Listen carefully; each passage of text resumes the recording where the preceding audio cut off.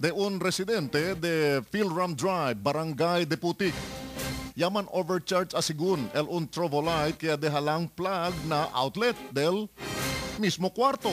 Asigun con SF1 Melimer Melano, fireman del Giwan Fire Station, razón para reventar y causa el incendio.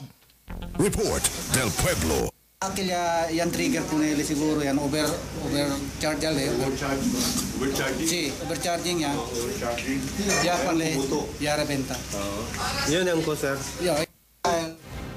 Na entrevista con Mr. Bunang Ko, dueño del residencia, él también niya habla, ya espantaya lang sila por causa que taumya ya o naumera. Tasali na kwarto y cuando abre sila, greso y el humo adentro mismo del cuarto donde man ayudahan niya lang sila pati al mga vecinos para apagar con el fuego antes pa man ay man kalayat y ay puede también liga el truck del bombero para puede apagar con el fuego.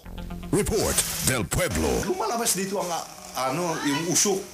Buti na Nabuksan namin, parang nandito. Pero hindi kami nakapasok kasi maraming aso dito sa loob. Paano napatay yung apoy, sir? Hindi, magtulungan na dito mga neighbor. Tulungan na dito lahat. Base na report, no man también el quien ya sintiduele durante el mencionado incendio. Report del Pueblo. Mientras tanto,